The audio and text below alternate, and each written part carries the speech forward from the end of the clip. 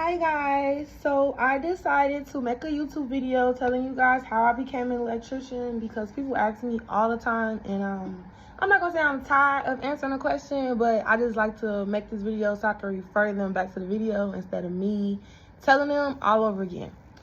So basically this process took me about 4 months to a year, and I only say that because I took the test twice. So I took the test the first time. So in order to even get a test date, you have to go to your local IBEW school, or that's if you're going to go about it that way. So I went through it the IBEW way. So that school is located in Alsop, and every Wednesday they allow for you to come into the school and basically fill out an application. So in order to get the application, you have to bring your transcripts from high school, your social security card, and a $50 money order. Sorry if it's loud, I got the window open. But so after you come in on Wednesday and you submit your documents, they give you the application and you fill out the application. And if everything is good and checks out, then they give you a test date before you leave to let you know what day to come in and take your test. So I took my test probably 2 months after I actually went and got the application, because it's already a set date. So it doesn't matter when you go, but you just don't want to miss the opening and closing that they have. So initially how it works is you go do the application, wait on your test date, go take the test, and then you wait another probably 2 months before they call you and let you know if you got in. So for me, they had called me because I took both tests. So if you're not aware, it's the same test, but they look for different grades depending on which one you want to get in. So A card is the electrician that does it all, and then C card is the communication side of being an electrician. So you guys do like the Cat 6 and office building type of thing. So C card would be good for you if you are not wanting to do new construction and like be outside in the cold or like work too hard, because A card is really like construction working, and C card is like kind of like office working, even though they do come out to construction sites every now and then, but for the most part they are mainly in office workers. Okay, so back to the test. So once you get your test date, then you are to come to the school about 15 minutes before the time, or earlier if you like, and they sit you down, you get a number, you sign in, you have to bring your ID. You can't be late or they will turn you around, and that's where a lot of people like miss their opportunity, just not being on time. So it's good for you if you're one of the people who get chosen at the end, because all of these things is what determines if somebody makes it through or not. So for one, you gotta have all at least A's, B's, and C's on your transcripts in all your math classes. So in every math class throughout high school, you have to have got either A, B, or C. If you got a D or F, you do not qualify. So that is the first like way you can get X'd out, by not having your documents and not having the correct grades on your transcripts. Second way is missing the test date or being late to the test date, because they will turn you around.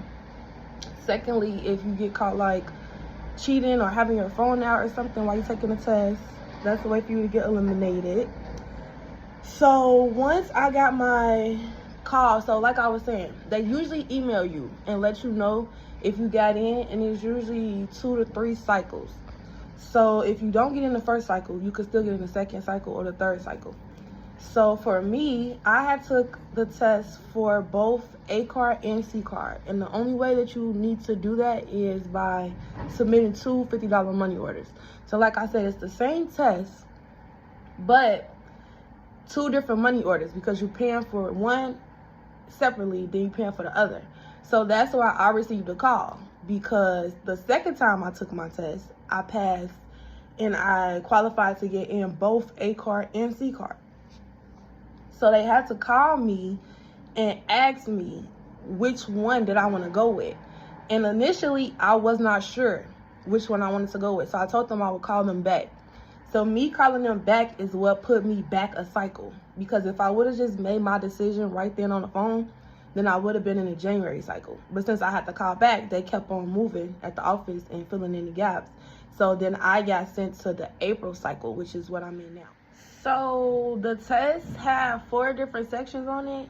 At the moment, I can only think of 3 sections. So I'm going to get back to y'all for the 4th one. But I know the first one was algebra.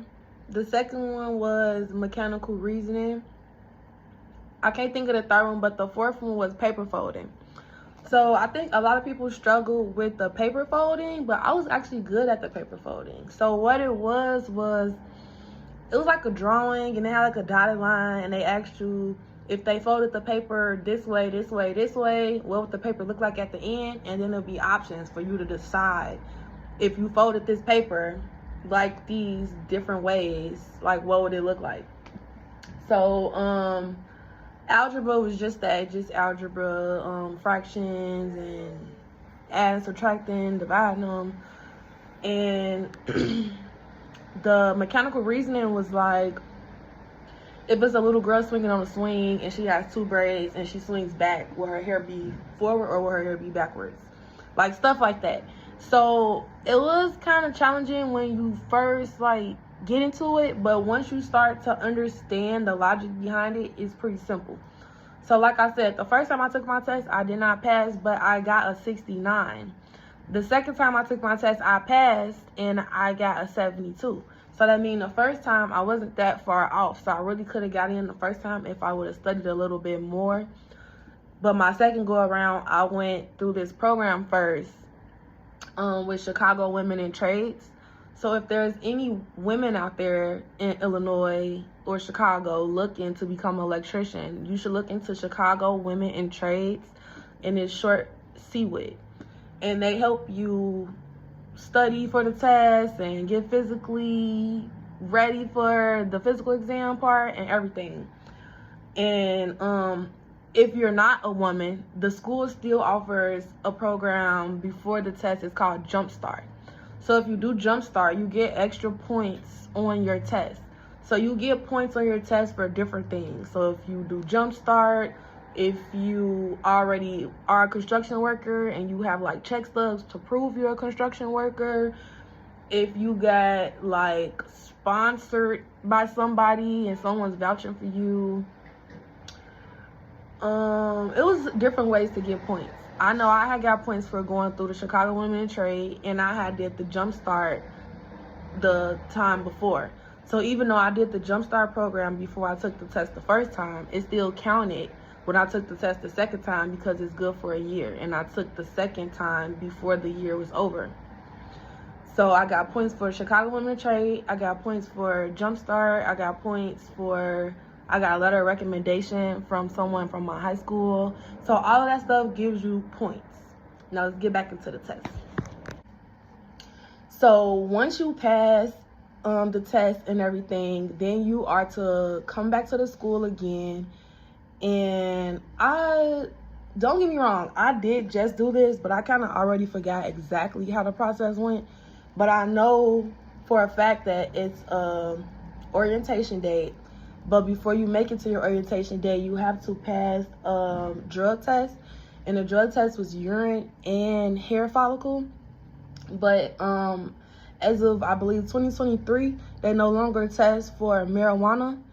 So, yeah, I'm just leave that there. And also, you have to do like a physical exam.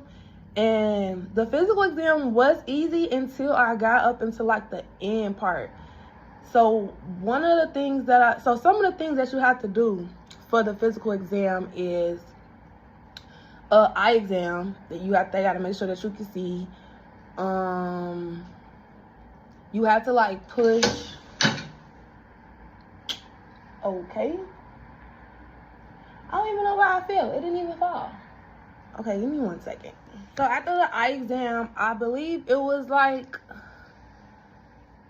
I don't even know how to explain it, but it's one of those little things where you have to push it and use your upper body strength and push and it's like a full like machine looking thing, but it's made to be push and pulled. So we had to push and pull that across the floor probably about 6 times. We had to be able to get into a crawl space, because as an electrician, you will need to be able to get in crawl spaces and stuff like that. So that made sense. We had to be able to go up and down stairs a couple of times. And I figured that that was to make sure that we're able to climb a ladder. But the thing that I struggled with, that I'll never forget, was it was a crate.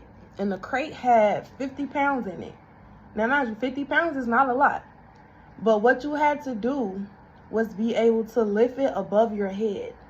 So if you've never lifted anything above your head, then you need to start practicing now. Because me personally, I had never lifted anything above my head before. So I struggled with that. But luckily, the guy had gave me like ample amount of chances to get it right. So then I had to just start watching, because after a while, everybody was at the lifting station with me because I couldn't get past. So now I'm watching everybody else's techniques and what they're doing to lift it over their head. And if I can remember, so it was a crate and it had like weights in it, the circle weights that goes on like the dumbbells. So it was weights inside the crate, and you lift the crate. So initially I lifted the crate like this, but once I got it to here, I couldn't get the crate over my head. So you needed to be able to see your face with the crate on top of your head. So I couldn't lift it up there. So I had to get smart, and I lifted the crate from the bottom to begin with. So instead of me picking the crate up, like, you know, a milk crate, it has like the 4 handles on each side with the triangle holes in it, you know. So I had to lift the crate from the bottom to begin with. So I just picked it up from the bottom instead of the handles. So once I got it to here, all I had to do was extend my arms, and I was able to put it above my head. So I was glad that I figured that out. And I just figured that out by just watching everybody else do it, because everybody was doing it different ways. Now, of course, it was some guys that were like super strong and they just like did it and it was over and they was on to the next thing. But I was stuck there for like 3-4 go-arounds. But then I finally got it. And that was the last thing I had to do. So I was like, I know I ain't got this far to let no milk crate take me out. But it didn't take me out. I did my big one and I got in. So then after that, it was orientation. And orientation was basically just all of the rules and letting us know that we couldn't be late and we had to work out every day. And we had to receive a C or better in all our classes, letting us know what classroom we would be in, because they probably let in about 150 people each cycle. And like I said, I was the second cycle. So at that point, that was like 300 people. But in my 150 group, they separated us into 4 classrooms. So at orientation, that's when you got your classroom number, got to meet who your classmates were going to be, who your homeroom teacher was, because it was kind of like high school. Like, we switched classes, but you had like a homeroom class. And when you first got there, that was like your homeroom. And then throughout the day, you switch classes. Then we had lunch. Lunch, we were free to go wherever we wanted to go for lunch. And some of the rules in school were just like, you had to have your shirt tucked in. You had to have your work boots on. Like, you could never wear regular shoes or Crocs or anything. Like, you got to be always looking like you're ready to go to work. Shirt tucked in just because that's like a hazard. You don't want to get hurt, get snagged on nothing. You couldn't be late. If you got late, you got like a tardy. So it was called a tardy no matter what, even though it wasn't a tardy. So it was a tardy, of course, if you were tardy. But then they still called it tardies if you were absent. Then you got like a full tardy. But if you were just tardy, then you just got like a half a tardy, if that makes sense. And then it was like, if you missed out on your homework, you got like a half a tardy. Or if you left class, I don't know, like if you didn't have your materials for class, that was a tardy. So by the end of it, I think you couldn't have more than 6 tardies. So this is where the elimination process continued. So now, if you don't have your shirt tucked in, if you don't got your boots, all this stuff get you tardies, like I said.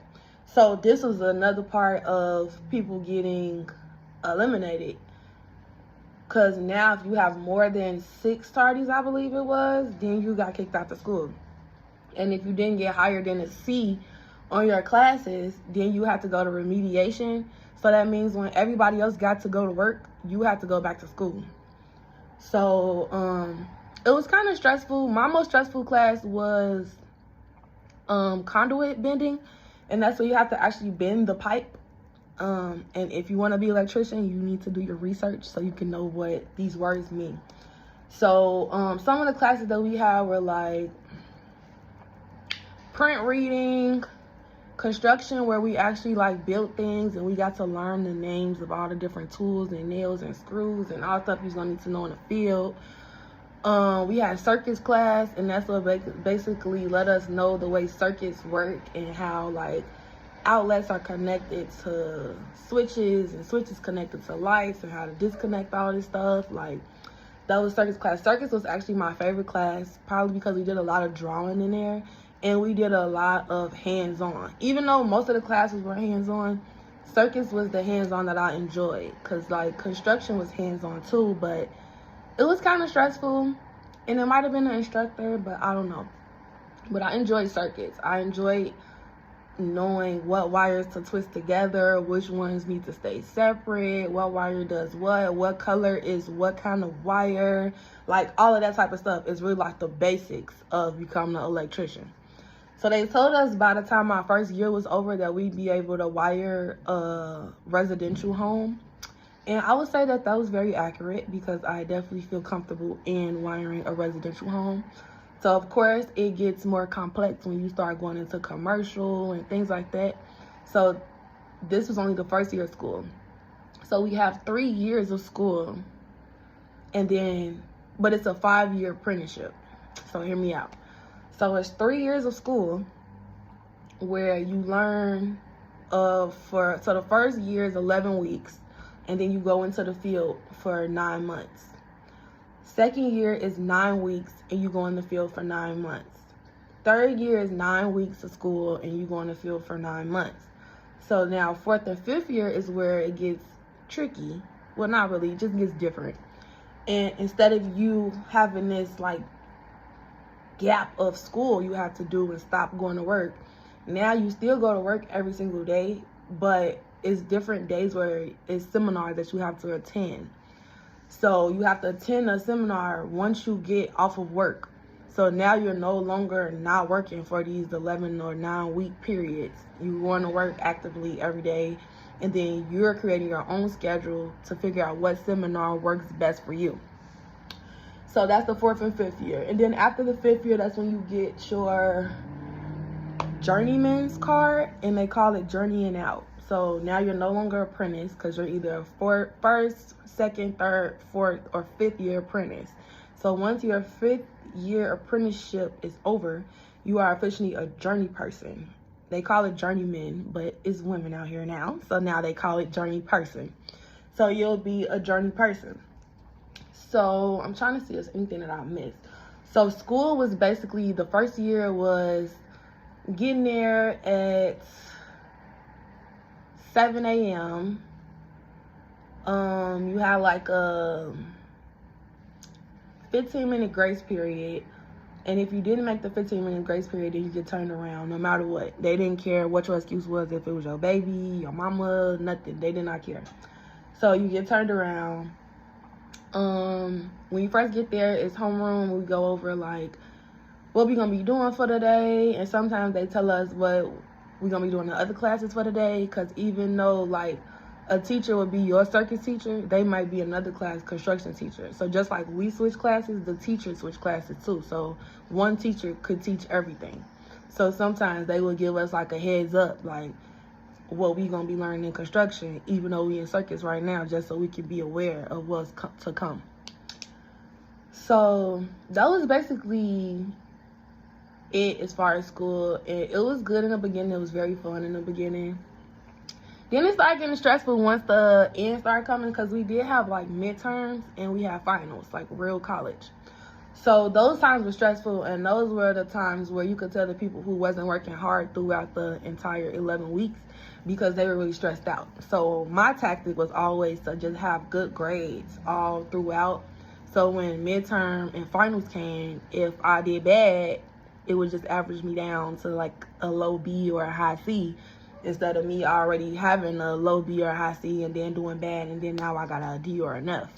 So that's always been my strategy in school, period. So I just applied that to electrician school as well. And I'm trying to think if there's anything else that I feel like you guys should know. But I will be here to respond to comments. And that's another reason why I made this video, because I seen that I had commented on another person's video. And a lot of people have commented replying to my comment, and I never even noticed that.